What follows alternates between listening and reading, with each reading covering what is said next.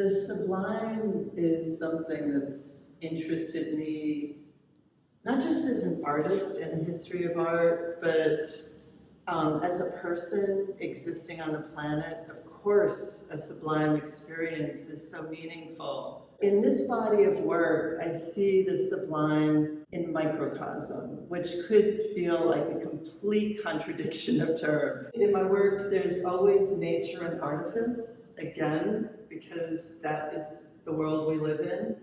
But I use it as a tool, that this little row of sequins captures the beauty of the texture of some sporadic grass, or the stitching, or this other type of sequin here.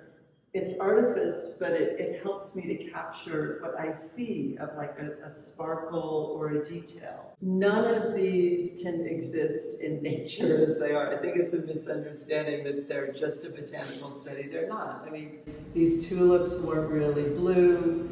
The stitching, to me, I like to blur the distinction between what I do and what's an actual collage botanical element. These are the stamens of the Passiflora that look a bit like stitching. It's wet and wet watercolor. I like to see the fluidity of watercolor and how if I let it be, it can actually capture some of the fluidity of the plant itself. I started working on panels after I built my studio in the country. I look out and see all the plants that I've planted throughout the year, growing, blooming, dying, feeding the birds in the winter. To me, is an attempt to replicate my feeling of existing in nature. So I couldn't create this effect on paper the way I wanted it to be, of constantly changing light. This one, actually these two, have elements from Maria Sibylla Marion's botanical studies. She was an amazing scientist in 1700. She traveled to Suriname to prove her belief that insects had sex and reproduced. The prevailing belief was that they emerged fully formed out of the mud. So she went to Suriname, she sat in the mud, and she proved her point. But as a byproduct of this, she made the most incredible botanical renderings of nature.